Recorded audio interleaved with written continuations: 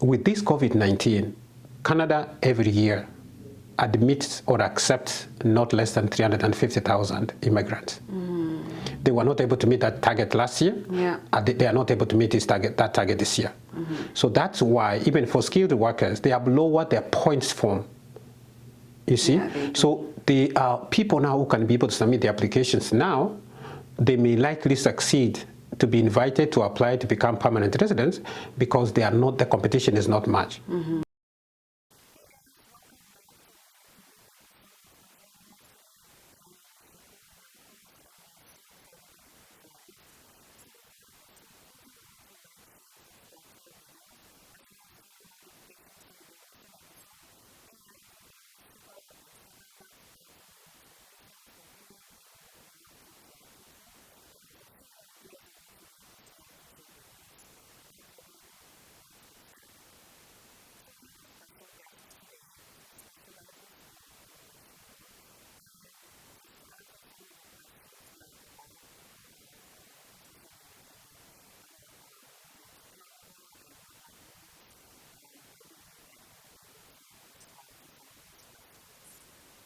Mary, my name is Joshua Makori.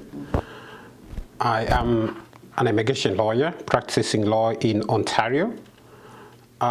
You know, in Canada, we have different provinces. So I'm licensed to practice law in Ontario. Right.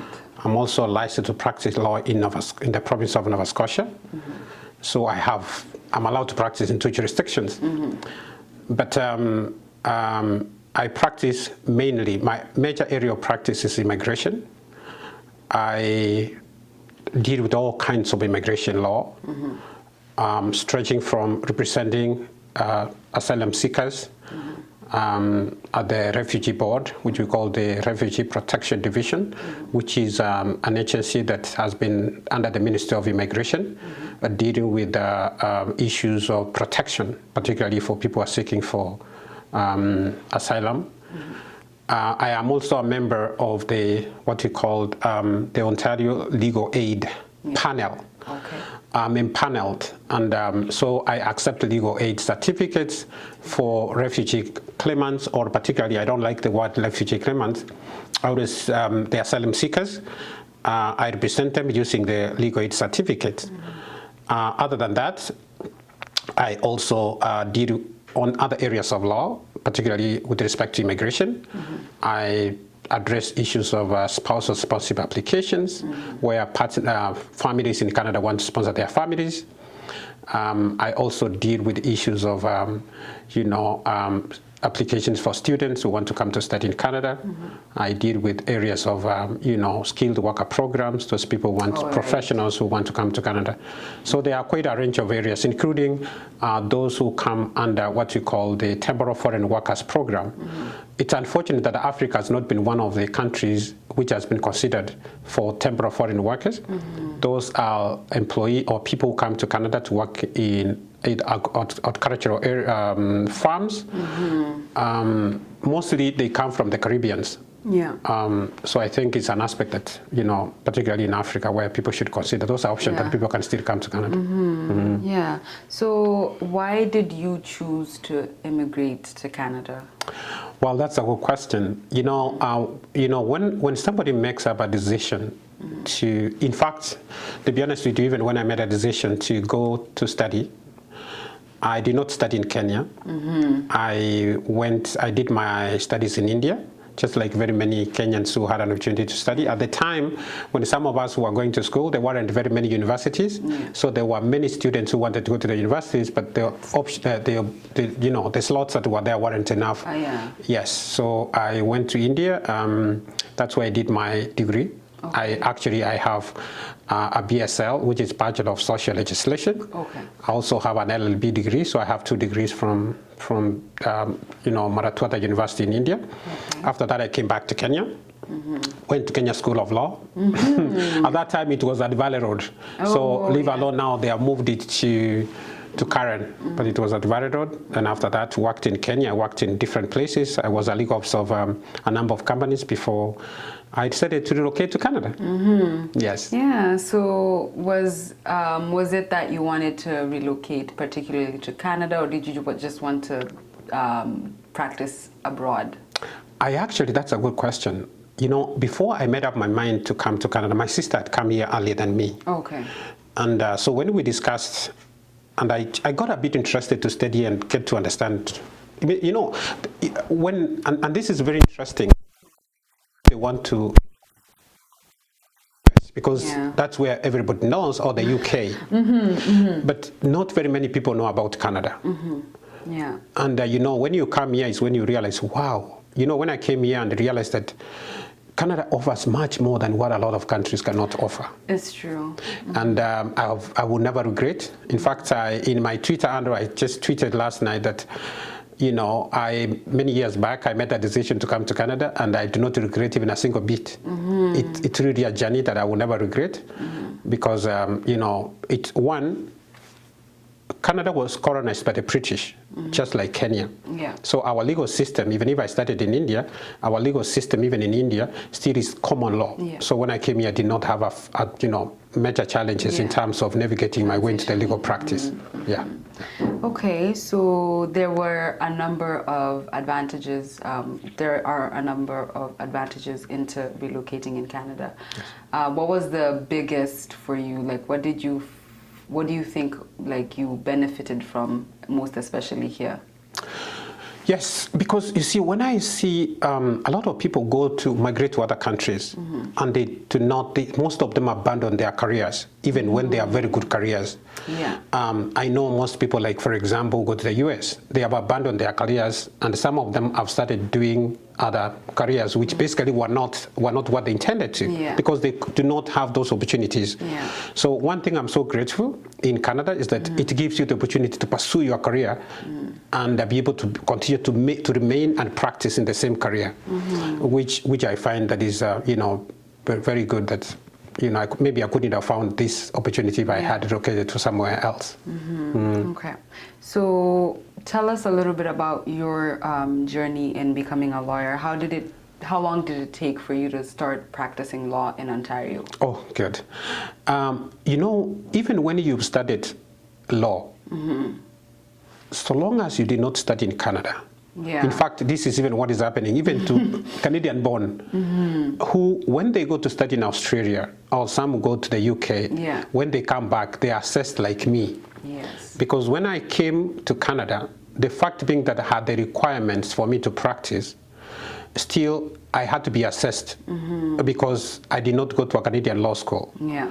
So there are certain core subjects that I was not exposed to, the core competences that I was not exposed to because I did not go to a Canadian law school, like the Canadian constitutional law, the Canadian administrative law, like principles of Canadian law, and you know, other areas. So since I did not go to a Canadian law school, so I was expected to be able to meet these competences. Yeah. So when I came here, I was very lucky that I had a chance to go to the University of Toronto to be able to, you know, address these competences. And when I finished, that is, or if I may take you back, when I came, I sent my credentials. There's a body that assesses the credentials for internationally trained lawyers. It's called the National Committee on Accreditation. So I sent my credentials. They assessed me, and they said that based on my academic qualifications, then there are certain competences that I was supposed to complete, which I completed.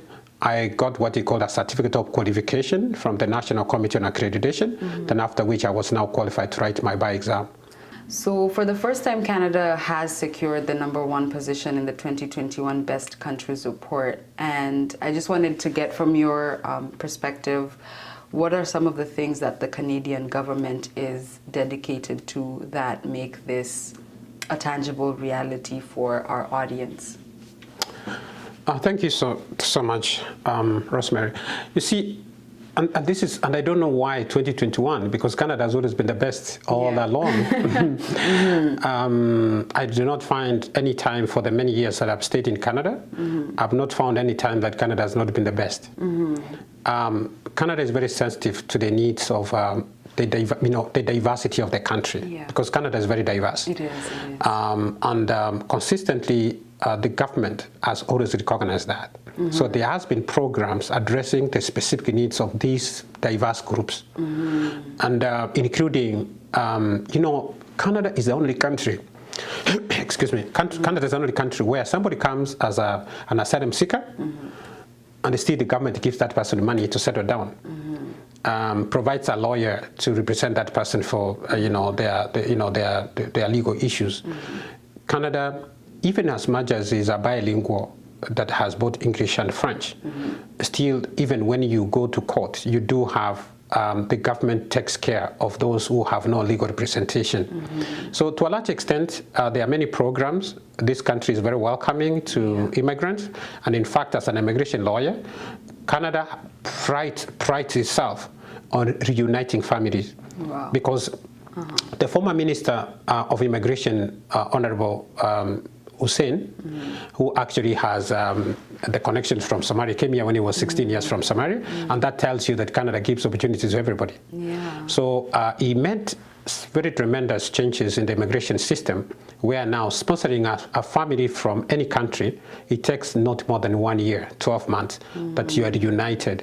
So there are very many things that this government has consistently been able to put in place, not only to address the diversity, but to be able to address every issue that comes along that affects Canadians and those who live in it. Oh, wow.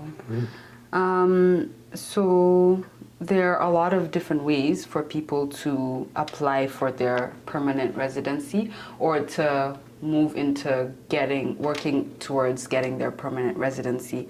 What are some of the best ways that you would recommend Rosemary, that's a good question. You see, and it bothers me a lot when I see a lot of people wanting to, relocate, want to migrate, but they do not have right people to give them the right information. I have seen of very recent that a lot of people who have been conned by people who allege that they understand or they can be able to give information or advice on people. When you want to relocate, you're making a very major decision. And many times when you do not get the right tools, the right people to guide you, you may end up losing your money and not achieving your dream. So what I can say, that Canada, just like many other countries, has very many opportunities. And it has very many options. You can come here as a student. And of course, when you come as an international student, there is a route after you finish your school that you can become a permanent resident. You can come here as a visitor. When you come as a visitor, I mean, obviously, they are still, now Canada has basically expanded that even when you are a visitor, if you get a valid employment, you can apply for an open work permit, and you can get a work permit to work. There are also programs, just like the way I mentioned about temporary foreign workers, people coming to work in the farms or in other sectors. What most people don't understand is that even when we talk about skilled workers, we are not talking about only those people who have obtained the academic qualifications. Even as much as that is the fact, but there are vocational training programs that I considered. People go to technical colleges, people go to polytechnics. Canada has consistently been looking for welders, missionaries. Canada has been looking for plumbers, plumbing and all that. Canada has been looking for, people working in these other vocational training sectors.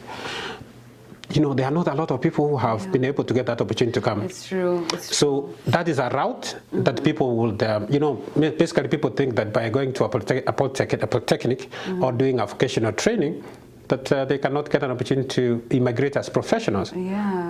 Of course, also there are those programs as skilled workers, where people can come as skilled workers. It's in a points form. So we do an assessment. There are certain qualifications, particularly that such a group must meet. One of them, they must send their credentials for assessment. They must also be able to do the English test, which is called IELTS. And of course, they must also have a certain amount of money that is needed if they qualify to come to Canada, because like anybody who may go to a new place, you may not necessarily be able to get employment immediately. So you need certain amount of money that will help you to settle down as you try to find employment. Right. Yes. Okay. So that was actually very detailed. So thank you for that. And what chances of success are there? Good.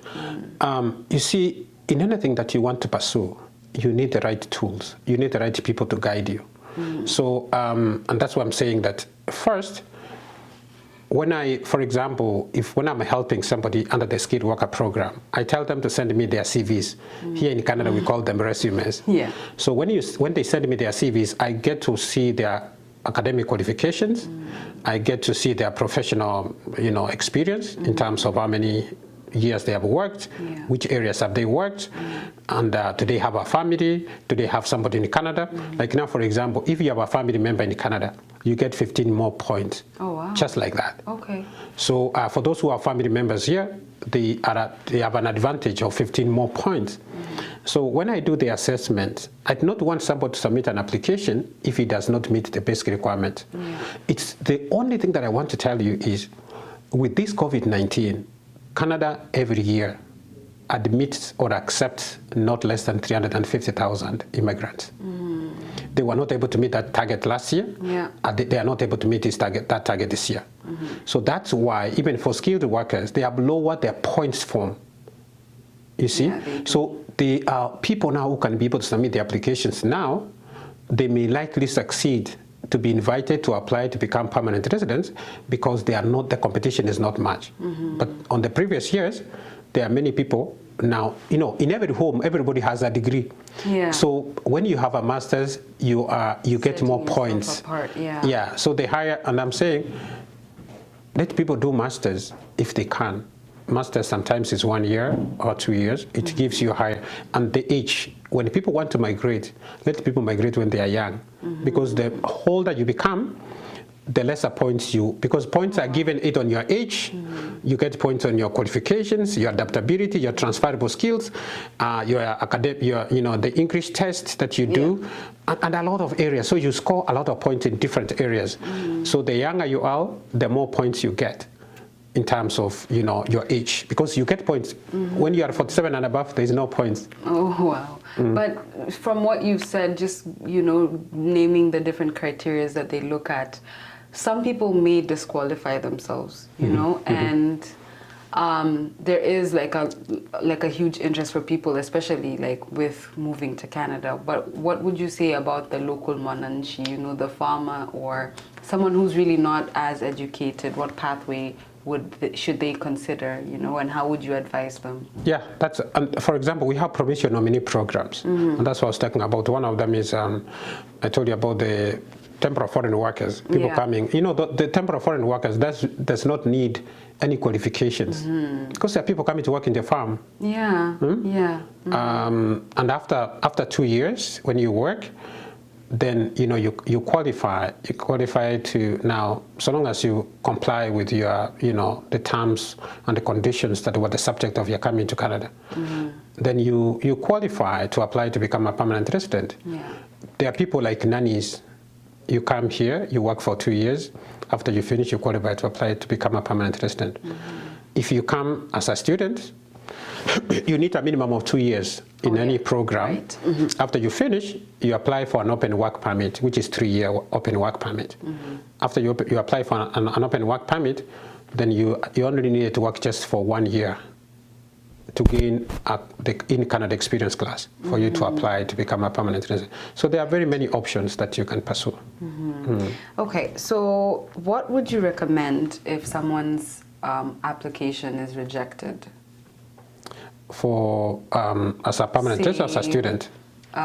As, for example, for people who are looking to come, they applied for a visa and their application got rejected. Oh, okay. What kind of advice would you give?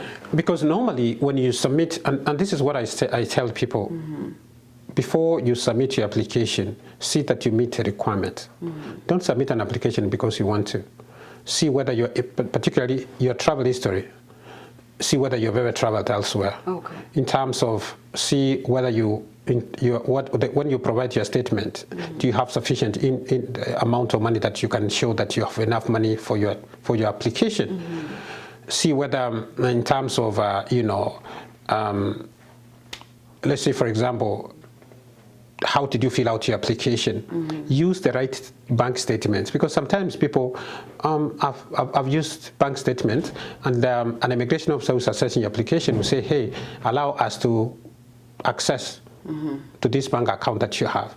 And sometimes you realize that the bank statement is not genuine.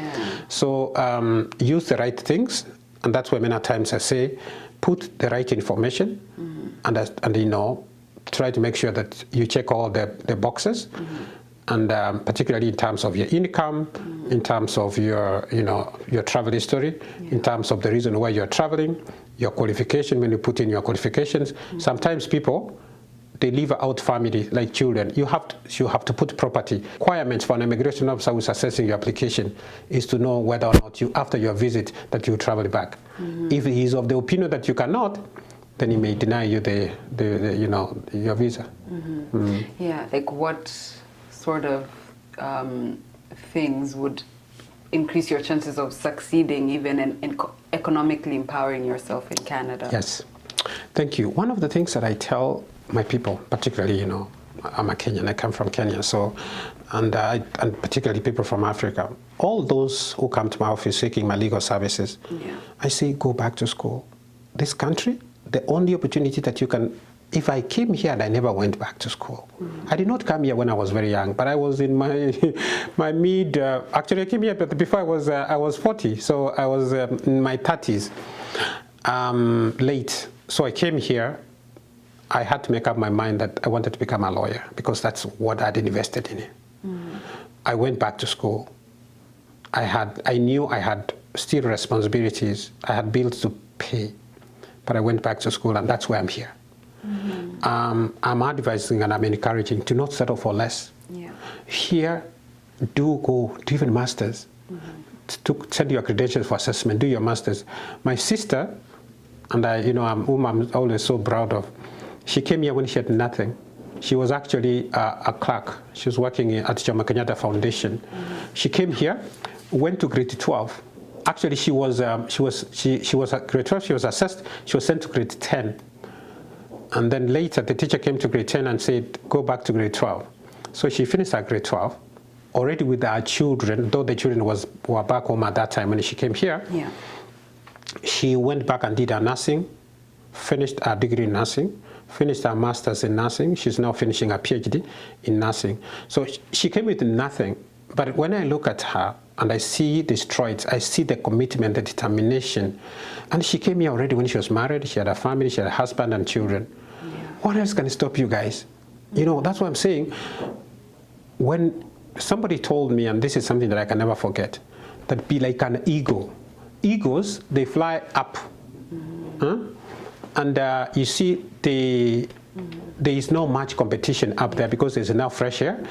There are not many opportunities, but there are also not very many people who compete there. So when you move up, when you study, I encourage to go back to school, do more. I know sometimes it's not easy, but slowly you will still be able to achieve. Thank you so much for joining us today, and also just giving us your perspective from your different experiences that you've had with living in Canada and also practicing immigration law.